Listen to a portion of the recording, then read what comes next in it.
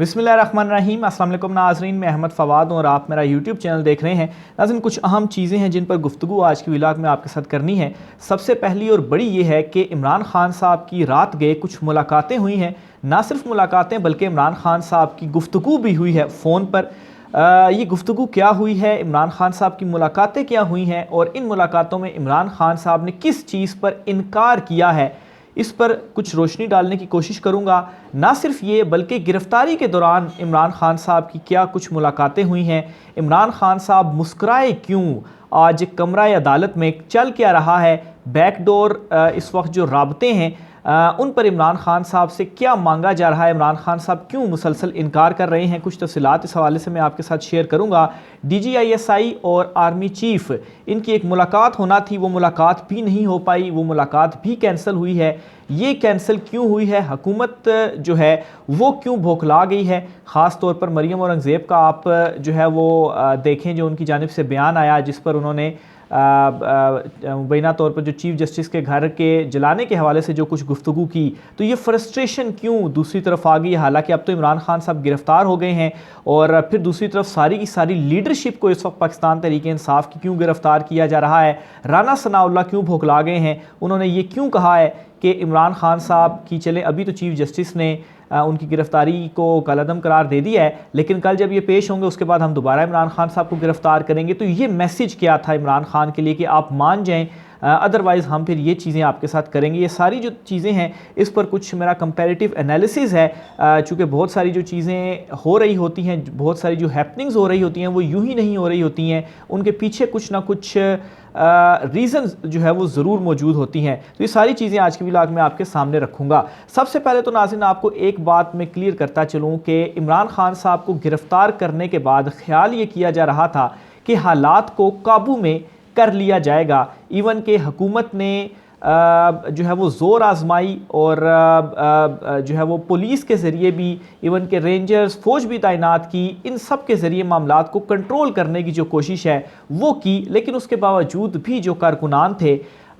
जो अवाम थी वो बाहर निकली। जो अनफॉर्चुनेटली जो कुछ शहादतें हुई, जो ज़ख्मी हुए, जो नुकसान हुआ जो कि नहीं होना चाहिए था, लेकिन ज़ाहिर सी बात है अवाम का एक रिएक्शन था और इस रिएक्शन के नतीजे में अवाम की जानिब से ये सब कुछ किया गया। तो इसके बाद हुकूमत के अंदर और कुछ अहम हलकों के अंदर जो घबराहट थी और जो परेशानी थी वो मुसलसल बढ़ती गई। ख़ास तौर पर जो एक इक़दाम इनकी जानिब से किया गया कि जो वज़ीर आला GB थे उनको CM हाउस में ही नज़रबंद कर दिया गया। वहाँ पर जो पुलिस थी या इवन की जो रेंजर्स थी वो वहाँ पर पहुँच गई और जो मुबैना तौर पर इल्ज़ाम लगाया गया कि उन्होंने कुछ पाकिस्तान तहरीक इंसाफ के रहनुमाओं को वहाँ पर साथ रखा हुआ था, तो इस वजह से ये कदम उठाया गया। तो बहरहाल GB ऑलरेडी जो इंटरनेशनल लेवल के ऊपर तो उसका भी एक रिएक्शन का ख़दशा था, तो एट द एंड फिर उनको जो है उनकी जो नज़रबंदी थी वो ख़त्म की गई। बहरहाल इमरान खान साहब की मुलाकातें जो हुई हैं उस पर मैं आता हूँ। इमरान खान साहब ने मुलाकात की है, एक तो डॉक्टर सदर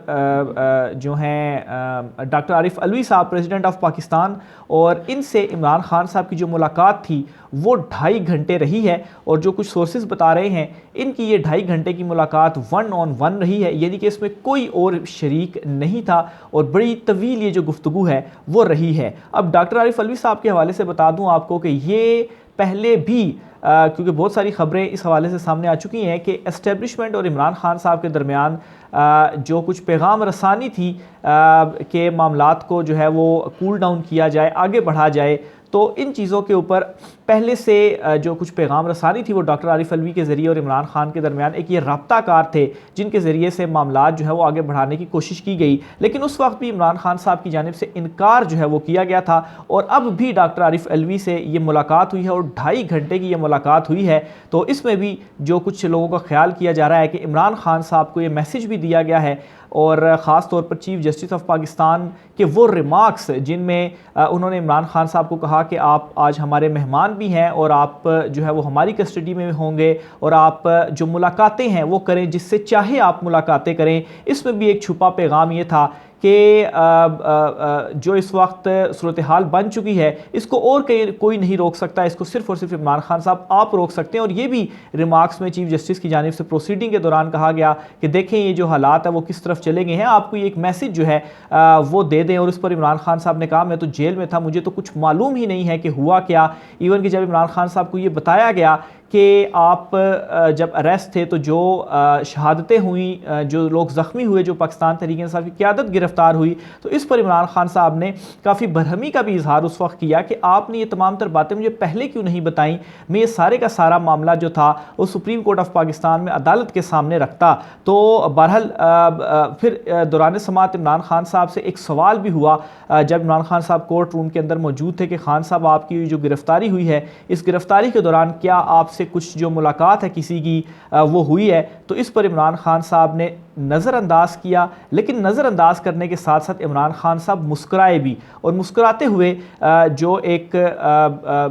ऑब्जर्वेशन है वो ये है कि ज़रूर इमरान खान साहब की कुछ ना कुछ जो मुलाकात, जो कुछ डिस्कशन है वो हुई है, लेकिन इमरान खान साहब को तोड़ने में इस वक्त नाकाम हुई है।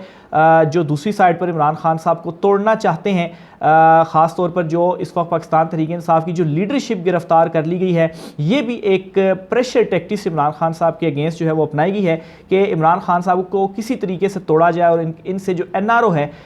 वो लिया जाए। यानी कि अब भी इमरान खान साहब से NRO लेने की कोशिश की जा रही है और उसकी रीज़न सिर्फ यही है कि जो अवाम का रिएक्शन सामने आया है, और ये बिल्कुल भी नहीं समझा जा सकता कि जो अवाम का रिएक्शन है वो इस लेवल पर आकर रुक जाएगा, क्योंकि अगर ये चीज़ें मज़ीद आगे चलीं तो इस वक्त आप सिर्फ इस बात से अंदाज़ा लगा लें कि जिन मकामात पर आवाम की जानिब से या हसास मकामात पर जाकर आवाम की जानिब से जो तोड़ फोड़ कहें या वहाँ पर जो कुछ किया गया, तो वो भी एक मैसेज था कि अवाम के दिलों में इस वक्त नफ़रत किसके ख़िलाफ़ है। और इस सारी सिचुएशन के दौरान आप देखेंगे कि जो हुकूमत थी वह खामोश थी, लेकिन जब इमरान खान साहब को पेश किया गया तो उसके बाद मरियम औरंगज़ेब और राना सनाउल्लाह का जो एक बयान था वो सामने आया, जिसमें राना सनाउल्लाह ने कहा कि इमरान खान साहब चलें अभी तो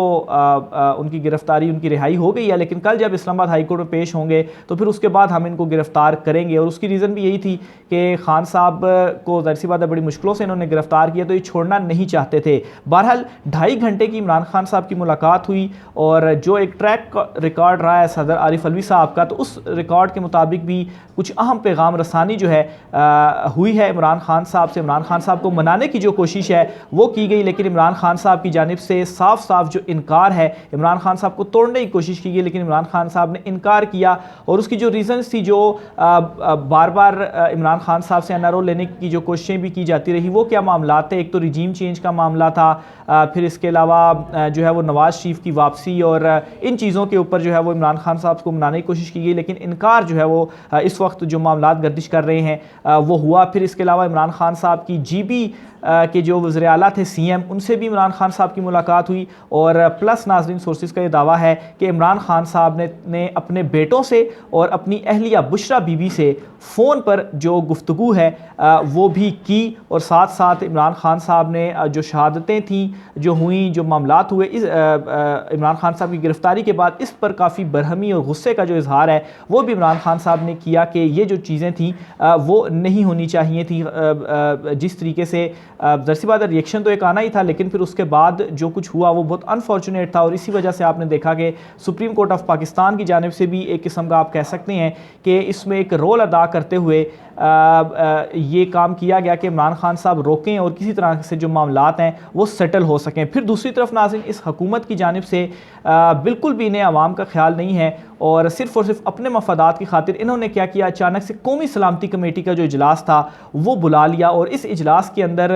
जिस तरह से पहले भी ये हरकतें करते रहे कि किसी तरीके से जो फ़ौज की जो सारी क़यादत है उनको भी मामलात में शामिल कर लिया जाए, तो एक दफ़ा वो भी अगर शामिल हो गए तो फिर हम मुद्दा दूसरी साइड पर भी डाल सकते हैं। लेकिन पहले कौमी सलामती कमेटी का इजलास बुलाया गया, फिर उसके बाद ये जो इजलास था वो कैंसिल हुआ। यानी कि इसमें सारी जो मिलिट्री लीडरशिप होती है, जितनी भी मिलिट्री लीडरशिप है वो मौजूद होती है, DG ISI भी होते हैं, आर्मी चीफ भी होते हैं, तो ये जो मुलाकात थी वो नहीं हो सकी। तो बहरहाल रात गए ये चीज़ें होती रही हैं, सदर आरिफ अलवी का पैगाम और उनको जो जवाब में इमरान खान साहब ने कहा। और इसको मैं इस बेस के ऊपर ये कह रहा हूँ कि इमरान खान साहब ने इनकार किया क्योंकि अभी तक जो गिरफ्तारियों का सिलसिला है वो थम नहीं रहा। रात गए जो डॉक्टर यास्मीन राशिद हैं, इसके अलावा पाकिस्तान तहरीक इंसाफ की दीगर ख़वातीन क़यादत जो है उनकी गिरफ्तारियाँ, पूरी पाकिस्तान की लीडरशिप जो है पाकिस्तान तहरीक इंसाफ की लीडरशिप जो है उसकी गिरफ्तारियाँ, और फिर प्लस क्या होता है कि आज भी जो कारकुनान कश्मीर हाईवे के ऊपर हैं वहाँ से भी उनकी जो गिरफ्तारियाँ हैं, तो ये सिलसिला रुक नहीं रहा। तो इसका मतलब ये है कि इमरान खान साहब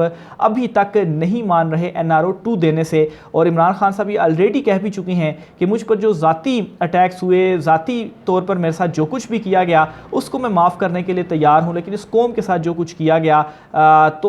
उस पर जो NRO है वो देने के लिए मैं तैयार नहीं हूँ। तो अभी तक तो नाज़रीन इमरान खान साहब को तोड़ने की कोशिश की गई है लेकिन वो टूटे नहीं हैं। ये सिलसिला कहाँ तक जाता है, आज इमरान खान साहब की पेशी हैं, उस पर भी आपको जो डिटेल्स हैं वो मैं शेयर करूँगा। लेकिन नाज़रीन मामला ये है कि हुकूमत इस वक्त हर तरफ से फंस चुकी है। इलेक्शंस चाहें वो 2 महीने बाद कराएं, 3 महीने बाद कराएं, साल बाद करवाएं या 2 साल के बाद करवाएं, इमरान खान का होते हुए कोई भी आगे नहीं आ सकता। राय का इज़हार कीजिएगा, आप भी इन तमाम चीज़ों को किस तरह से देखते हैं। मुझे इजाज़त दीजिए, अल्लाह हाफ़िज़।